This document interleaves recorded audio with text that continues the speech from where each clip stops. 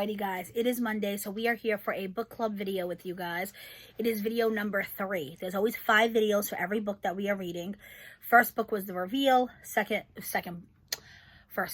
video was the reveal. Second video was the treats.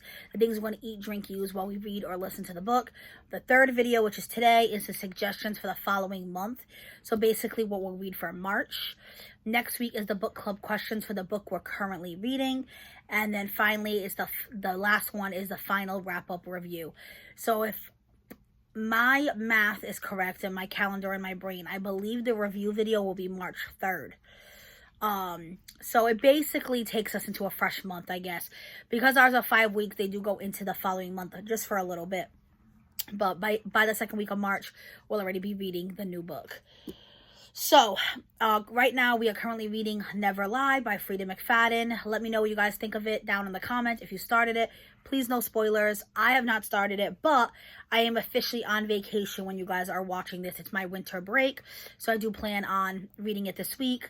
And the way I am with Freida McFadden, I have a feeling the second I pick it up, I'm going to read it fairly quickly.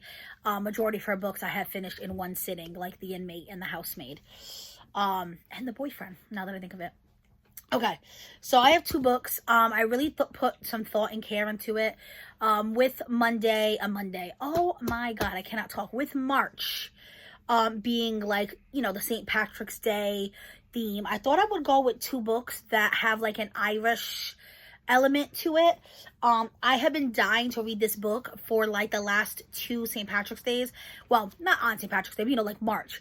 I keep saying like, oh, I want to read that book. Oh, I want to read that book. And every year it comes and goes and I never read it. So even if this doesn't win, I'm going to try to read this for the month of March because I am done with school in March. Like, I'll be done next week because it's the, you know, almost last week, February. So I'm hoping I'll have more time to finally read and do things I enjoy. But it is We Are the Brennans. I got this used on Pango, but it is a book of the month book. And it says, in the vein of Ask Again, Yes by Mary Beth Kane, The Nest by Cynthia Sweeney, Tracy Lang's We Are the Brennans explores the staying power of shame and the redemption power of love in an Irish Catholic family torn apart by secrets. It's written by Tracy Lang. Okay, that was just a quote. Now here's the synopsis. When 29-year-old Sunday Brennan wakes up in an LA hospital, bruised and battered after a drunk driving accident, she swallows her pride and goes home to her family in New York. But it's not easy. She deserted them all and her high school sweetheart 5 years before with little explanation, and they've got questions. Sunday is determined to rebuild her life back on the East Coast, even if it does mean tiptoeing around resentful brothers and an ex-fiance. The longer she stays, however, the more she realizes they need her just as much as she needs them.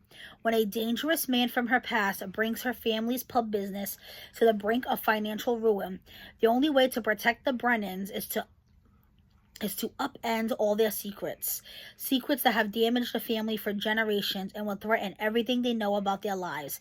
In the aftermath, the Brennans are forced to confront painful mistakes and ultimately find a way forward together. So it's not like my typical romance, and I think that's why I've been wanting to read it. The book is gorgeous, like without the dust cover. It's like one of those like very neutral, you could even decorate with it, but I do love like the 4-leaf clovers on the cover.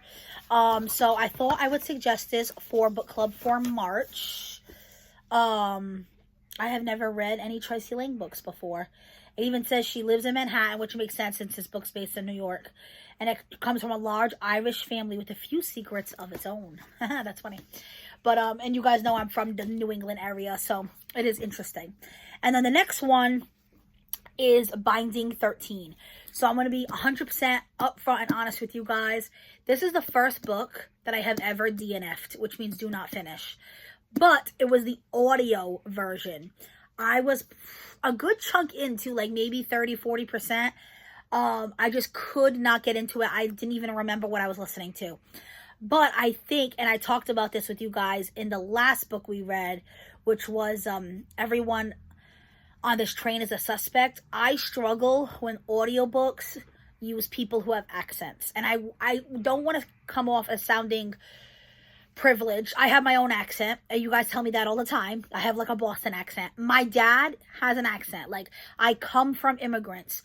I am fine with accents 100,000%. But for some reason, when it comes to audiobooks, I really struggle to like listen to them well and retain the information. So what it is I have to like think a little harder, and because I have to think a little harder, I'm not doing what I'm supposed to be doing. I'm not cooking, I'm not cleaning, because usually if I'm doing an audiobook, it's because I'm trying to multitask. So if I have to stop and sit there and listen, then it defeats the purpose of the audiobook. So I was just going to DNF it and never pick it up again. But I have two friends that absolutely are obsessed with this book. And one of my friends said, if I give you my paperback copy, would you try reading the paperback? So I said yes. So I do think if I read it, I will enjoy it. Hence why I'm suggesting it. It had a huge cult following. It blew up on TikTok. It is The Boys of Tommen, which is like the town in Ireland that they're from, I think. #1. So I believe there's like 4 of them. Don't quote me. But it basically follows each brother. So it is a series, but they are kind of like standalones. You don't have to read all of them. And anyway, I'll read the back for you guys. He wants to save her. She wants to hide. She's damaged. He's determined. Fate brought them together. Love binds them. Johnny Kavanagh has everything going for him. On the rugby pitch, he's a force to be reckoned with. Even plagued with a hidden injury, everyone knows he's heading straight for the top. But that means there's no room for mistakes or distractions. Not even the shy new girl at Tommen College. The one with the sad eyes and concealed bruises. He needs to stay focused, keep his cool, and not let anything get in the way of the bigger picture. Except, before he knows it, this lonely girl has become his only picture.